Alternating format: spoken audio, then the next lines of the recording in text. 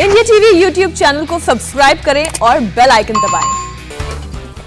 Corona महामारी के बाद अपने पहले विदेश दौरे पर प्रधानमंत्री मोदी बांग्लादेश रवाना हो चुके हैं। थोड़ी देर में प्रधानमंत्री नरेंद्र मोदी ढाका लैंड करने वाले हैं। 2 दिन के दौरे पर पीएम मोदी बांग्लादेश की आजादी की गोल्डन जुबली समारोह में शामिल होंगे। साथ ही शेख मुजीबुर रहमान की जन्मशती के जश्न में भी शरीक होंगे।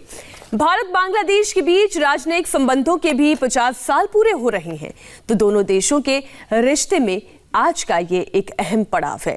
प्रधानमंत्री के स्वागत के लिए पूरा ढाका सज चुका है। चारों तरफ मोदी के पोस्टर्स वाले तस्वीरों वाले पोस्टर्स को पाट दिया गया है। पीएम का बांग्लादेश में जबरदस्त तरीके से इंतजार किया जा रहा है। ढाका में प्रधानमंत्री मोदी की बांग्लादेश की पीएम शेख हसीना के साथ द्विपक्षीय बैठक होगी, जिसमें कई समझौतों पर मुहर लगने की संभावना है। 2 तस्वीरें हम आपको दिखा रहे हैं। पहले तस्वीर जब आज सुबह प्रधानमंत्री बांग्लादेश के लिए रवाना हुए, और दूसरी तस्वीर उन लोगों की जो इस वक्त प्रधानमंत्री मोदी का इंतजार कर रहे हैं। पीएम मोदी 2 दिन बांग्लादेश में ही रहने वाले हैं और इस दौरान वो कई कार्यक्रमों का हिस्सा बनने वाले हैं। ढाका में आज वो राष्ट्रीय दिवस कार्यक्रम में शरीक होंगे और इसी तरह राष्ट्रीय शहीद स्मारक भी जाएंगे। पीएम मोदी के हाथों बंग बंधु बापू डिजिटल एग्जीबिशन का उद्घाटन भी आज की तारीख में होगा। इसके बाद बांग्लादेश की प्रधानमंत्री शेख हसीना के साथ द्विपक्षीय बातचीत का कार्यक्रम है। प्रधानमंत्री मोदी के कल का कार्यक्रम भी आपको बता दें, 2 मंदिरों की वो यात्रा करने वाले हैं। इसमें एक काली मंदिर है तो दूसरा मतुआ समुदाय का मंदिर है। इन मंदिरों के दर्शन को बंगाल में होने वाले चुनाव से जोड़कर देखा जा रहा है। ढाका में पीएम मोदी के स्वागत के लिए कैसी तैयारियां की गई है, वो तस्वीरों के जरिए हम लगातार आपको दिखाते रहेंगे। ढाका के परेड ग्राउंड की तैयारियों का हाल बता रहे हैं। ढाका में इस वक्त इंडिया टीवी संवाददाता पवन नारा मौजूद हैं, उनकी एक रिपोर्ट देखिए। नमस्कार, इस वक्त हम ढाका में मौजूद है। बांग्लादेश अपनी आज़ादी के 50 साल का जश्न और father of the nation Bangabandhu Sheikh Mujibur Rahman की जन्म शताब्दी मना रहा है, और इसमें शामिल होने के लिए भारतीय प्रधानमंत्री नरेंद्र मोदी भी पहुंच रहे हैं। यहाँ इस परेड ग्राउंड में मुख्य समारोह होना है। प्रधानमंत्री नरेंद्र मोदी और बांग्लादेश के प्रधानमंत्री शेख हसीना की तस्वीर है। 50 साल बांग्लादेश के हो रहे हैं, उसकी आज़ादी के जश्न की तस्वीरें यहाँ हैं। और प्रधानमंत्री नरेंद्र मोदी के कार्यक्रम की बात की जाए तो यहाँ पहुँचने के पहले सबसे पहले वो यहाँ राष्ट्रीय स्मारक जाएंगे, जो उन शहीदों की याद में है जिन्होंने बांग्लादेश को आज़ाद करवाने के लिए शहादत दी थी, जिनमें भारतीय सैनिक भी शामिल हैं। इसके अलावा भारतीय प्रधानमंत्री, विदेश मंत्री बांग्लादेश और प्रधानमंत्री बांग्लादेश के साथ मुलाकात करेंगे। नेशनल परेड ग्राउंड में जो मुख्य समारोह होना है उसे संबोधित करेंगे, और उसके बाद बंगबंधु बापू एग्जीबिशन का भी उद्घाटन करेंगे। ये एग्जीबिशन भारत के राष्ट्रपिता और बांग्लादेश के राष्ट्रपिता यानी महात्मा गांधी और बंगबंधु दोनों की जीवन की प्रदर्शनी होगी, और इसे 18 देशों में दिखाया जाएगा। यानी भारत और बांग्लादेश के द्विपक्षीय रिश्ते प्रगाढ़ हैं। बांग्लादेश के उत्पत्ति या कहें कि आज़ादी में भारत का अहम योगदान है, और आज उसी का जश्न है। प्रधानमंत्री नरेंद्र मोदी ने आज बांग्लादेश के डेली अखबार में एक संपादकीय भी लिखा है, जिसमें उन्होंने कहा है कि अगर शेख मुजीबुर रहमान होते तो बांग्लादेश की तस्वीर एक अलग ही तस्वीर होती। कैमरामैन जहान शर्मा के साथ पवन नारा, इंडिया टीवी, ढाका, बांग्लादेश। प्रधानमंत्री मोदी अब से थोड़ी देर में ढाका लैंड करने वाले हैं, जहां वो कई प्रोग्राम्स में शामिल होंगे, जिसका ब्यौरा और जिसकी तस्वीरें लगातार आप इंडिया टीवी पर देखते रहेंगे। ढाका में बांग्लादेश की आजादी की 50वीं सालगिरह का जश्न है, और इसके साथ ही भारत बांग्लादेश कूटनीतिक रिश्तों की भी ये 50वीं सालगिरह है। लेकिन प्रधानमंत्री के इस दौरे को बंगाल इलेक्शन से भी जोड़कर देखा जा रहा है। मोदी बांग्लादेश में एक ऐसी जगह पर जाएंगे जिसका असर बंगाल के खास समुदाय के वोटर पर पड़ सकता है। ऐसे में प्रधानमंत्री की यात्रा एक संयोग मात्र है या फिर ये एक प्रयोग है, इसे समझने के लिए बंगाल से लेकर ढाका तक इंडिया टीवी आपके लिए मौजूद है, जहां पर बनगांव से हमारे साथ संवाददाता अमित पालित हमारे सहयोगी जुड़े हुए हैं, तो वहीं ढाका से हमारे साथ पवन नारा जुड़े हुए हैं। सबसे पहले हम ढाका ही चलते हैं। पवन, सबसे पहले तो आप ये जानकारी दें कि प्रधानमंत्री कितने बजे पहुंचने वाले हैं और आज कितनी वृहद स्तर पर तैयारी की गई है ढाका में, क्योंकि आप तो लगातार कल से रिपोर्ट्स पहुंचा रहे हैं। मीनाक्षी, सबसे पहले आपको बता दें प्रधानमंत्री नरेंद्र मोदी 11 बजे पहुंचेंगे। चूंकि ढाका और भारत के वक्त में आधे घंटे का फर्क है, तो आप ये समझ सकते हैं कि हिंदुस्तान के वक्त के हिसाब से 10:30 बजे प्रधानमंत्री नरेंद्र मोदी यहां पहुंचेंगे और तैयारियां भव्य की गई हैं। काफी डिटेल्ड प्रोग्राम है। 2 दिवसीय दौरा है, जिसमें पहला दिन भारत और बांग्लादेश के द्विपक्षीय रिश्तों के लिए डेडिकेटेड है, जबकि दूसरा दिन सांस्कृतिक संबंधों के लिए डेडिकेटेड है, जिसमें एक काली मंदिर और एक मथुरा मंदिर प्रधानमंत्री नरेंद्र मोदी जाएंगे। जहां तक तैयारियों का सवाल है, तो आपको बता दें कई और देशों के डिग्नेटरीज इस समारोह में शामिल होने के लिए आ रहे हैं, लेकिन सबसे प्रमुख अगर कोई है तो प्रधानमंत्री नरेंद्र मोदी है। तस्वीरें देखेंगे, long live his excellency Shri Narendra Modi, honourable prime minister of Republic of India, इस तरह की पोस्टर यहां लगे हैं। प्रधानमंत्री नरेंद्र मोदी की एक विशाल तस्वीर लगी है प्रधानमंत्री शेख हसीना के साथ, और यहां बांग्लादेश का जो संघर्ष रहा है उसकी तस्वीरें हैं। इस तरह से आज बांग्लादेश के नेशनल डे को सेलिब्रेट करने के लिए पूरे तरीके से सजाया गया है। बिल्कुल पवन, आप बने रहिए हमारे साथ। और क्योंकि अमित हमारे साथ बंगाल से जुड़े हुए हैं और इन चुनावों को जिस तरीके से बंगाल में चुनाव होने वाले हैं और फिर प्रधानमंत्री नरेंद्र मोदी की बांग्लादेश की यात्रा, अब ये संयोग कहा जाए या ये प्रयोग कहा जाए, इस तरीके की राजनीतिक हलकों में खूब चर्चा हो रही है। अमित, देखिए मीनाक्षी, अब प्रयोग है या संयोग है? संयोग ये है कि 50 साल पूरे हो रहे हैं, और प्रयोग ये है कि जब आप वहां पर जा ही रहे हैं तो क्यों ना आप ओराकांडी भी चले जाएं और क्यों आप जोशेश्वरी मंदिर में जाके भी दर्शन कर लें। ये प्रधानमंत्री मोदी का ही अंदाज है जो हमें नजर आ रहा है। पहली इंपॉर्टेंट जो चीज ये है कि मैं बंगाल के हिसाब से बताता हूं, चुनाव है और चुनाव पर क्या असर पड़ने जा रहा है। बायलैटरल तो मैं छोड़ देता हूं, बायलैटरल की बात बाद में होगी।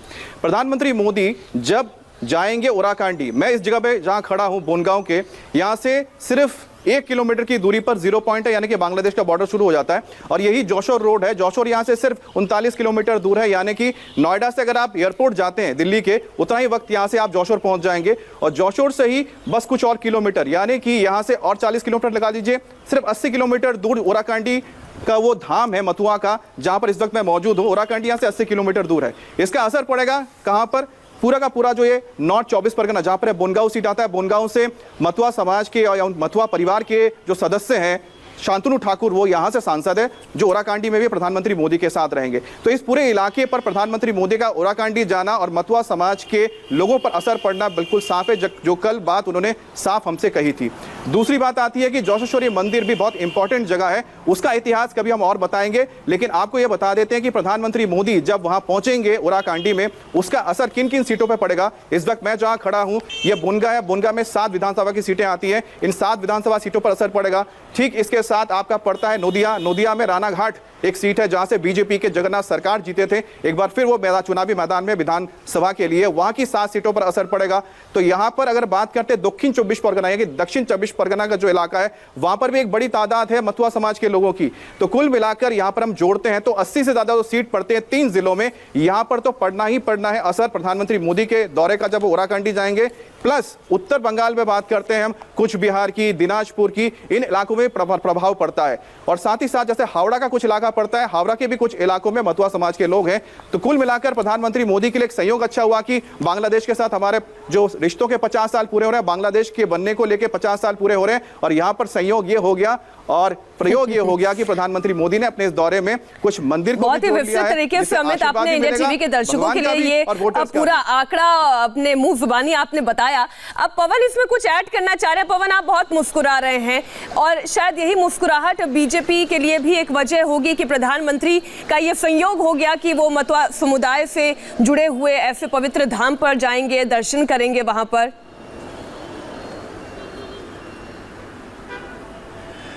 मीनाक्षी, संयोग और प्रयोग से अलावा हमें ये नहीं भूलना चाहिए कि प्रधानमंत्री नरेंद्र मोदी अक्सर कहते रहे हैं कि इस तरह की यात्रा उनका धार्मिक झुकाव हो सकता है, राजनीतिक झुकाव नहीं। आपको याद होगा वो नेपाल गए थे तो पशुपतिनाथ मंदिर गए थे, यहाँ 51 शक्तिपीठों में शामिल है, जहाँ देवी के मंदिर में वो जा रहे हैं। तो इसे शुद्ध राजनीतिक नजरिए से देखना भी शायद उतना उचित नहीं होगा।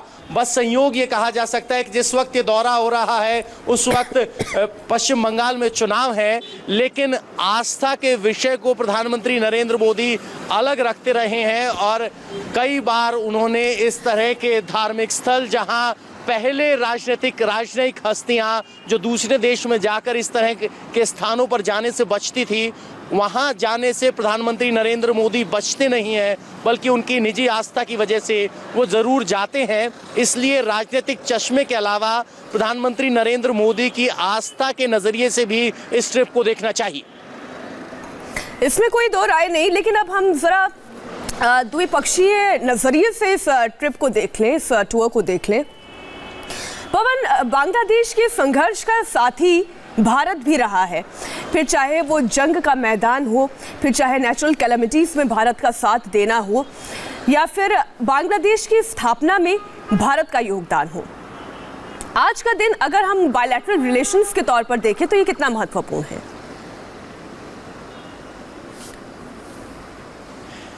बिल्कुल, आज का दिन भारत और बांग्लादेश के बायलैटरल रिलेशंस में गोल्डन डे कहा जा सकता है, क्योंकि बांग्लादेश गोल्डन जुबली बना रहा है।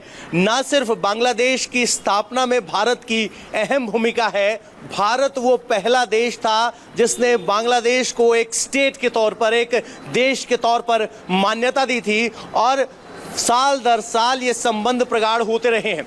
आपको बता दें, जब कोरोना महामारी आई तो भारत ने सबसे ज़्यादा वैक्सीन किसी देश को अगर सप्लाई की है तो वो बांग्लादेश है और आश्वासन दिया है। वैक्सीन डिप्लोमेसी पर भी हम बात करेंगे तफसील से पवन, क्योंकि हम ये जानते हैं कि भारत ने अकेले बांग्लादेश को नहीं बल्कि अपने सभी पड़ोसी मुल्कों के अलावा उन सभी देशों तक वैक्सीन पहुंचाई है जहां पर लोगों को वैक्सीन मयसर नहीं थी।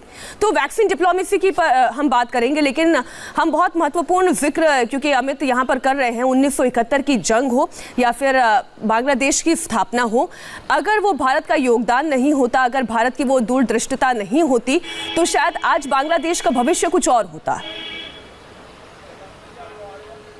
बिल्कुल बिल्कुल मीनाक्षी, देखिए कि बांग्लादेश एक बात को नहीं भूल सकता कि बांग्लादेश का जो जन्म हुआ वो सिर्फ और सिर्फ भारत के सहयोग की वजह से ही हुआ है। दूसरी बात है कि हमारी जो बायलैटरल रिलेशनशिप है उसकी सबसे बड़ी नींव मीनाक्षी ये है कि बंगाल का विभाजन हुआ, लेकिन बंगाल के लोग कभी अलग नहीं हुए दिल से। यहाँ पर भी बांग्ला बोला जाता है, वहाँ पर भी बांग्ला बोला जाता है, और सबको समझना पड़ेगा कि जो बांग्ला का जो या बांग्लादेश का जो जन्म हुआ तो भाषा के लिए हुआ था। बांग्ला जब पाकिस्तान, ईस्ट पाकिस्तान हुआ करता था, तब यहाँ पर लोगों पर जबरदस्ती थोपी गई थी उर्दू और उनको बांग्ला नहीं बोलने दिया जाता था। उसी को लेकर लोगों ने आवाज उठाई थी, जिसको भारत ने नैतिक सपोर्ट दिया था और दूसरे सपोर्ट भी दिए थे, जिसके बाद बांग्लादेश तैयार हुआ था। अब हम बात कर लेते हैं कि उसके बाद से रिश्ता किस तरह से रहा। मीनाक्षी, देखिए कि बहुत बड़ा जो तबका है बांग्लादेश से जिनका जुड़ाव है, उनका परिवार यहाँ रहता है, यानी कि जब डिवीजन नहीं हुआ था तब लोग यहाँ पर दोनों जगह पे रहते थे। तो आज के वक्त भी बांग्लादेश में जहाँ पर खड़ा हूँ, सबसे पहले एग्जांपल आप समझ लीजिए, ये जोशो रोड है, यहाँ से रोजाना बसें जाती हैं, ट्रक्स भी जो खड़े हुए हैं, जो सामान यहाँ से लेके जाते हैं, लोग आते जाते हैं। क्यों जाते हैं? क्योंकि दोनों ही तरफ लोगों की रिश्तेदारी अभी भी है, दोनों परिवार इधर भी रहते हैं उधर भी रहते हैं। और मैं इसको थोड़ा सा इलेक्शन का माहौल है, मैं मीनाक्षी रोक नहीं सकता। नहीं, देखिए आपको इलेक्शन के माहौल से भी नहीं जोड़ना है, क्योंकि हम बायलैटरल रिलेशन की बात कर रहे हैं और मुझे यही सही मौका लगा एक छोटे से ब्रेक लेने का।